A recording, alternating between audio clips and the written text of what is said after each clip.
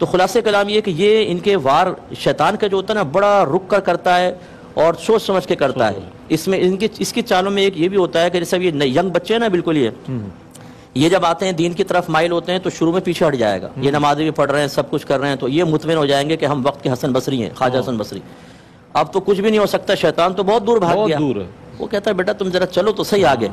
پھر وہ نازک لمحے دیکھ کر ان کو وسوسہ ڈالتا اور ایسا پٹکتا ہے. بعض اوقات کتنے نوجوان ہمارے سامنے انہوں نے داڑیاں رکھی, داڑھی غائب, 5 وقت نماز ختم, اور ایسے آوارہ بن گئے کہ ان کے ماضی کی پکچر سامنے رکھیں اور موجودہ حالت تو آپ کہیں گے یار یہ تو کوئی مذاق ہی لگتا ہے بالکل. تو اس لیے ان سے غافل ہونا بڑا خطرناک ہے. شیطان اس لیے بہت خطرناک. اور نفس میں جلد بازی ہے, یہ چاہتا ہے فوراً. جیسے اگر آپ بیٹھے نا تو دل میں خیال ہے ابھی کوئی غلط ویب سائٹ کا وزٹ, تو صبر نہیں کر سکے گا آدمی. اتنی خواہش بیدار ہوگی تیزی کے ساتھ کہ بس دائیں بائیں دیکھے گا کوئی ہے تو نہیں, بس جلدی کنڈی لگائی بیٹھ گئے کھول کے. یہ جو جلد بازی ہے نفس کی طرف سے. تو اس لیے جو دل قلب پہ گناہوں کی دعوت آئے اس میں ذرا ہمیں غور کرنا چاہیے. اگر جلد بازی ہے تو نفس کی طرف سے, اور اگر ٹھہراؤ نظر آئے جیسے ایک مسلسل وسوسہ آپ ٹال رہے ہیں لیکن ہٹنے کا نام نہیں لے رہا, کئی مہینوں سے چل رہا ہے, تو اس کا مطلب وہ شیطان مسٹر شیطان کار فرمائے. تو جب بس ان کی دعوت آئے تو دعوت دور کرنے کا بہترین طریقہ جیسے الا ما رحم ربی, اصل یہ ہے کہ علماء نے فرمایا کہ یہ کتے کی مانند ہے, اور اگر کتا کاٹنے کے لیے آئے تو اس کے مالک کے پاس پناہ لوگے تو بچ جاؤ گے, ورنہ کاٹ لے گا. تو اللہ تعالیٰ نے اس کو تخلیق فرمایا ہماری آزمائش کے لیے, اس مالک کی پناہ لے لیں. اللہ تعالیٰ محفوظ کرتا ہے اور شیطان کو بھی دور کرتا ہے. باقی عملی کوشش جاری رکھے انشاءاللہ. بہت اچھے انداز میں مفتی صاحب نے دونوں چیزوں کو ڈیفائن کیا. اچھا حضرت, کیا تدابیر, کیا اقدامات, کیا اسٹریٹجی ہونی چاہیے کہ نفس و شیطان کے فریب سے انسان بچ سکے؟ وہ طریقے میں چاہتا ہوں ہمارے ناظرین کے لیے ارشاد فرمائیں. سب سے پہلے تو ظاہر شرع کا علم حاصل کرنا بہت ضروری ہے, یعنی قرآن کا علم, حدیث کا علم حاصل کیا جائے. کیونکہ جب تک ہمیں ظاہری گناہوں کے بارے میں, ناجائز امور کے بارے میں, نیکیوں کے بارے میں کامل معرفت نہیں ہوگی تو نفس و شیطان کے لیے بہکانا بہت آسان ہے. یہ بالکل ایسا ہے جیسے کسی اجنبی علاقے میں اگر کوئی آدمی چلا جائے اور کسی سے ایڈریس معلوم کرے تو بعض اوقات مذاق میں اس کو غلط گلی میں بھیج دیتے ہیں کہ یہاں چلے جاؤ, وہ آخر میں جا کے بند ہوتی ہے گلی, تو بیچارے کو پتہ ہی نہیں چلتا. تو یوں یہ پھر نفس و شیطان اس طرح کھیلتے ہیں بڑے آرام سے, عام لوگوں کے ساتھ تو ایسے ہی ہو رہا ہوتا ہے. دوسرا جو ہے وہ ہے باطن کا علم, ان کی وہی وساوس کے معاملات کو دیکھنا, پھر باطنی گناہوں کے معاملات کا علم اور معرفت حاصل کرنا, پھر بدلتی ہوئی کیفیات پر گہری نظر. یہ سب چیزیں یہ علم سب سے پہلے ضروری ہے. سیکنڈ جو چیز ہوتی ہے وہ ان امور کا اختیار کرنا جو شیطان کو ہم سے دور کرتے ہیں. اس میں اچھی صحبت ہے, تقوی اختیار کرنا, گناہوں سے پرہیز کرنا, 5 وقت نماز باقاعدہ پڑھنا, کوشش کرنا مستقل ذکر الہی ہو زبان سے, اور اگر کہیں ریاکاری کا اندیشہ ہو جیسے لوگ بیٹھے ہیں تو قلبی ذکر انسان شروع کر دے. اسی طریقے سے جو ذکر کی مجالس اور محافل ہیں ان میں شرکت کرنا, اور اس کے پھر جسٹ اپوزٹ بری محافل کو چھوڑ دینا, برے دوستوں کو چھوڑنا, گناہوں سے کنارہ کشی اختیار کرنا. اس سے پھر شیطان دور ہٹتا ہے. اور پھر نفس کی چالوں کو سمجھنے کے لیے وہی جیسے بار بار اپنے قلبی احوال پر غور کرنا. ہم بیٹھے ہوتے ہیں اچانک اندر سے آواز آتی ہے یار پانی تو پی لیں ٹھنڈا سا, چائے کا ایک دم خواہش ہوتی ہے چائے, تو فوراً ارے بھائی چائے تو پلا دو. ایک دم سوچتے نہیں کس نے اندر سے خواہش کا اظہار کیا. اگرچہ یہ مباح خواہشات ہیں, کوئی منع نہیں ہے, لیکن جب ان مباح خواہشات کو بآسانی پورا کریں تو جیسے ایک چھوٹے بچے کی آپ ایک ضد پوری کر دیں تو وہ دوسری ضد پوری کرنے کے لیے اپنے اندر جرأت محسوس کرتا ہے, اور پھر آپ جب اس سے منع کریں تو وہ ایڑیاں رگڑ کے شور مچاتا ہے, چیختا ہے, چلاتا ہے, حتیٰ کہ ماں باپ بلیک میل ہو جاتے ہیں اور سرنڈر کر جاتے ہیں, بھائی اس کو دے دو یہ تو ناک میں دم کر دے گا. اتنا جب ضدی آپ بنا دیں گے اس کو تو پھر وہ کیسے باز آئے گا؟ تو پہلے مباح خواہش پوری کراتا ہے, پھر حرام خواہش کی تمنا کرتا ہے. جب ہم مباح سے نہیں روک پاتے تو حرام خواہش سے روکنے کی ہمت اور جرأت بھی پیدا نہیں ہوتی. اس لیے ہم اکثر یہ عرض کرتے ہیں کہ روزانہ کم از کم ابتدا ایسے کریں کہ 3 مباح خواہشات کو ترک کرنے کی عادت ڈالیں. حرام سے تو بچنا ہی بچنا, اس میں کوئی کمپرومائز نہیں ہو سکتا. مباح خواہشات تاکہ طاقت جمع ہو. مثلا پانی پینے کو دل چاہا, ٹھنڈا پانی, رک جائیں, نہیں پلاؤں گا تجھے. چائے کا دل چاہا, نہیں پینی ہے چائے. 3 خواہش کم از کم 1 ہفتے تک یہ کرتے رہیں. اور بزرگان دین نے فرمایا, کسی نے پوچھا کہ حضور ایک مجھے ریاضت بتائیں, فرمایا جب بولنے کا دل چاہے تو خاموش ہو جا, اور جب خاموش ہونے کا دل چاہے تو باتیں شروع کر دے.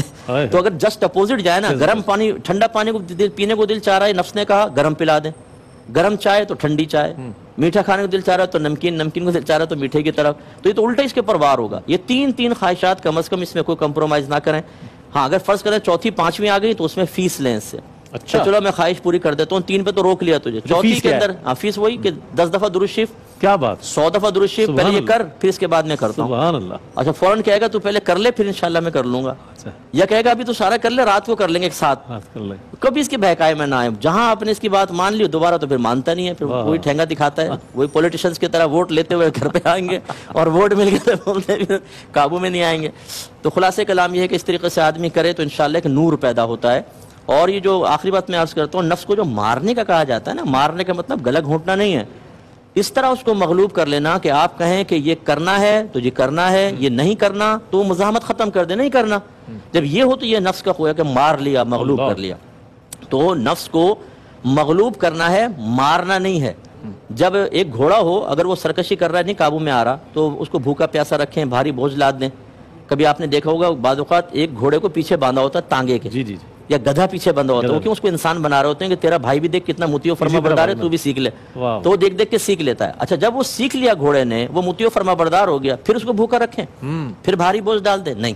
پھر ٹھیک ہے، اب ضرورت نہیں ہے، مطیع و فرما بردار ہو گیا، اب آپ اس کو کھلائیں گے پلائیں گے، اب تو بلکہ وہ آپ کی مدد کرے گا. یہ بھی بات ایک سمجھنے والی ہوتی ہے کہ ہمارے اکابرین سے ثابت ہے، غوث پاک رضی اللہ تعالیٰ عنہ کے پاس جو عورت بچے کو لے کر آئی کہ جی ریاضت اس کی کروائیں، جب بعد میں آئے تو دیکھو سوکھا ہوا ہے، جو کی روٹی ہاتھ میں، اور غوث پاک مرغا کھا رہے ہیں. کہنے لگے واہ واہ شیخ عبد القادر جیلانی، میرا بچہ جو کی روٹی یا مرغا کھائیں. آپ نے فرمایا قم باذن اللہ، وہ مرغا کھڑا ہو گیا زندہ ہو گیا. فرمایا جب اس قابل ہوگا تو مرغا بھی کھائے گا. یعنی یہ چیزیں ہم پر منفی اثرات مرتب نہیں کر رہے. لہٰذا اگر کوئی پیر صاحب پائے کھا رہے ہوں تو ان کی ویڈیو بنا لینا کہ پائے کھا رہے تھے. آپ بس کہنا پیر صاحب ہیں تو آپ کی ویڈیو بنا کے 7 رانے ہمارے سامنے کھائیے مرغی کے.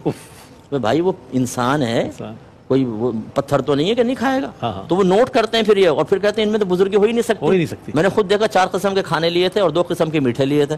بھائی ان چیزوں کو منع نہیں ہے. میرے آقا صلی اللہ علیہ وسلم نے ایسی بہت ساری چیزیں تناول فرمائی جب ان کی خدمت میں پیش کی گئی، بلکہ بعض اوقات تو ڈیمانڈ فرمائی ہے. حضرت بریرہ رضی اللہ تعالیٰ عنہ کے گھر گئے تو دستیاں مانگی سرکار نے خاص طور پر. اصل کیا ہے، مغلوب کرنے کے بعد پھر اس کو تھوڑا بہت ریلیف دے دیں، لیکن سرکشی کرنے لگے دوبارہ سختی کی طرف آ جائیں، پھر صحیح ہو جائے گا. بڑے اچھے انداز میں صاحب نے بیان فرمایا. اور دیکھیں کہتے ہیں کہ کیا آنکھیں بند کر کے نماز پڑھنے سے نماز نہیں ہوتی؟ بالکل جس نے بھی کہا غلط کہا. بلکہ فقہا نے واضح طور پہ لکھا ہے کہ اصل مطلوب شرع نماز میں خشوع و خضوع ہے. یعنی آپ کی توجہ دنیا کی طرف نہ ہو، اللہ کی طرف ہو، آخرت کی طرف ہو، اور نماز کی جانب ہو. یہ مطلوب شرع ہے. اب اگر آنکھ کھول کر یہ چیز حاصل ہو سکتی ہے تو آنکھ کھول کر نماز پڑھنا مستحب ہوگا. اور اگر آپ یہ سمجھتے ہیں آنکھ کھولنے سے وسوسے آتے ہیں، آنکھ بند کر کے خشوع و خضوع قائم ہوتا ہے، تو آنکھ بند کر کے نماز پڑھنا مستحب ہوگا. اس پر کسی کا یہ فتویٰ جاری کرنا کہ آنکھیں بند کر کے نماز ہوتی نہیں، یہ بہت بڑا گناہ ہے. میں آپ کو بارہا عرض کر چکا ہوں، جب تک مسئلے کا علم نہ ہو کسی کو مسئلہ نہ بتائیں، کیونکہ نبی کریم صلی اللہ علیہ وسلم نے فرمایا جو بغیر علم کے فتویٰ دے اس پر زمین و آسمان کے تمام فرشتے لعنت کرتے ہیں. تو اب مسئلہ غلط بتانا، پھر جب کہا جائے تو یہ آپ نے تو غلط بتایا کہ ہم نے تو ایسے سنا تھا. تو بھئی ہر سنی سنائی چیز بیان کرنا یہ آپ کے لیے شرعاً جائز نہیں ہے جب تک کہ آپ اس کی تصدیق نہ کر دیں، یا کسی مستند عالم دین سے آپ نے بات سنی تو پھر ٹھیک ہے آپ اس کو بیان کر سکتے ہیں. لیکن آپ کا یہ اعتراف غلطی کرنا، اعتراف شکست کرنا کہ جی میں نے تو سنا تھا بس کسی سے، یہی ثابت کرتا ہے کہ غیر مستند ذرائع سے آپ نے ایک بات سنی لیکن بڑے باوثوق طریقے سے اس کو کسی کے سامنے بیان کر کے ثابت کرنے کی کوشش کی کہ مجھے بڑا مسئلہ آتا ہے، حالانکہ وہ مسئلہ آپ نے غلط بتایا. اس میں کوئی رعایت نہیں ہے، بہت بڑا گناہ ہے. کہ والدین کا خیال نہ رکھنے والی اولاد سے کیا قطع تعلق کر سکتے ہیں؟ دیکھیں ایک بات تو اچھی طرح یاد رکھیں کہ جب بچوں کی شادیاں ہو جائیں، والدین اگر محتاج ہوں، محتاج ہونے کا مطلب ان کو رہائش چاہیے، لباس چاہیے، کھانا پینا، اور آج کل کے تقاضے کے اعتبار سے علاج معالجہ بھی ہمیں شامل کرنا چاہیے. تو یاد رکھیں جتنی بھی اولادیں سب پر ان والدین کی کفالت برابر ڈیوائیڈ ہوگی. یعنی بعض اوقات ہم جو بیٹے کے ساتھ، جس بیٹے کے ساتھ ماں باپ ہیں، ہم سمجھتے ہیں یہی کرے گا، یا لڑکے کریں گے لڑکیاں نہیں. ایسا نہیں ہے. ہر ایک اولاد کے اوپر مثلا 3 بیٹے ہیں 3 بیٹیاں تو سب کو برابر کنٹریبیوشن کرنی ہوگی اور اپنے ماں باپ کی کفالت کرنی ہوگی. اب فرض کر لیں کہتے ہیں کہ اگر اولاد نہیں خیال کر رہی تو کیا اس بنا پر ہم قطع تعلق کر سکتے ہیں؟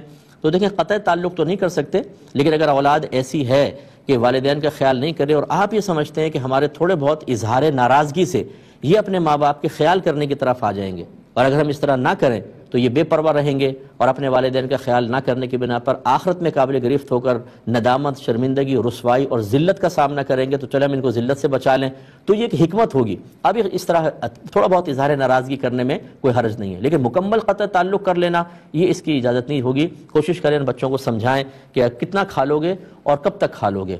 جو اپنے ماں باپ کے ساتھ کر رہے ہو ذہن میں رکھیں آپ کی اولاد آپ کے ساتھ ایسا کرے گی اور ہو سکتا ہے اس سے کہیں زیادہ برا کرے، اس لیے اپنے ماں باپ کا خیال کریں، انہیں پیار محبت دیں، ان کی خدمت کریں، تو آپ کی اولاد یہ سب دیکھ رہی ہوگی۔ اللہ تبارک و تعالیٰ آپ میں اگر اخلاص ہوا، اس اخلاص کی برکت سے آپ کی اولاد کو توفیق دے گا، وہ انشاءاللہ آپ کی خدمت کرے گی۔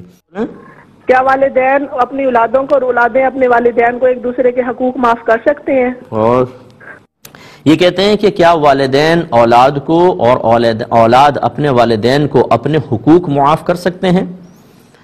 دیکھیں اس میں دو چیزیں ہوتی ہیں، بعض حق والدین کے ہی ہوتے ہیں لیکن حقیقتاً اولاً وہ حق شرع ہوتا ہے، یعنی قرآن نے اگر فرمایا جیسے وَلَا تَقُلْ لَهُمَا اُفْ وَلَا تَنْهَرْهُمَا، اپنے ماں باپ کو اف نہ کہو اور ان کو ڈانٹو مت، تو اب یہ والدین کا حق ہے کہ ان کو اذیت نہ پہنچایا جائے، ڈانٹو نہیں، ان کو جھڑکو نہیں، یہ والدین کا حق ہے، لیکن اصل میں تو یہ حکم قرآنی ہے۔ اب یہ نہیں کہ ماں باپ کہیں بیٹا ہم اجازت دیتے ہیں، ہمیں گالی بکو، مارو پیٹو، ہمیں کوئی مسئلہ نہیں ہے، لیکن حکم شرع تو اپنی جگہ ہے، اس کا مطلب ہے یہ حق شرع ہے، یہ ماں باپ بھی معاف نہیں کر سکتے ہیں۔ تو ایسی جو چیزیں ہوتی ہیں کہ جس میں باقاعدہ حقوق اللہ تعالیٰ کی طرف سے رسول کی طرف سے بیان ہو گئے، احکام بیان ہوئے، وہ معاف نہیں کر سکتے ہیں۔ ہاں مالی لحاظ سے جو معاملات ہوتے ہیں وہ عمومی طور پہ معاف ہو سکتے ہیں، جیسے مہر عورت کا حق ہے، اگر شوہر مہر دے دیتا ہے عورت اس کو معاف کر سکتی ہے، واپس کر دے، یا ابھی دیا نہیں تو وہ کہے کہ میں نے معاف کیا، یہ ہو سکتا ہے۔ اسی طرح اگر عورت اپنے حقوق معاف کر دے جہاں خاص کوئی حکم قرآنی موجود نہ ہو تو وہ کر سکتی ہے۔ ایسی والدین یوں کہہ سکتے ہیں کہ بیٹا ہماری پاؤں دبانا، ہاتھ دبانا یہ ہم معاف کرتے ہیں، نہیں کوئی مسئلہ نہیں ہے، ایسا یہ چل جائے گا، کیونکہ باقاعدہ حکم قرآنی یہاں موجود نہیں۔ اسی طرح اولاد اگر تھوڑا بہت اس کے آمدنی کے ذریعے آ گئے، نابالغ ہیں اور وہ کہتے ہیں کہ بھئی آپ ہمیں مالی لحاظ سے کچھ بھی نہ دیں، ہم خود کر لیں گے، یہ کر سکتے ہیں۔ اسی طرح والدین کا اگر کوئی ذریعہ آمدنی ہے وہ اولاد کو کہتے ہیں ہمیں مالی لحاظ سے کچھ بھی نہ دیں، اگرچہ تھوڑا بہت محتاج بھی ہوں، کیونکہ غیر محتاج ہوں تو اولاد پر پھر نان نفقہ واجب نہیں ہوتا، تھوڑے بہت محتاج ہے لیکن وہ اس کو رعایت دیتے ہیں، دے سکتے ہیں۔ تو خلاصہ کلام یہ کہ نہ مطلقاً معاف کر سکتے ہیں اور نہ مطلقاً وہ معاف ہوں گے، یہ سیکھنا پڑے گا۔ ایک مختصر سا بریک ہے۔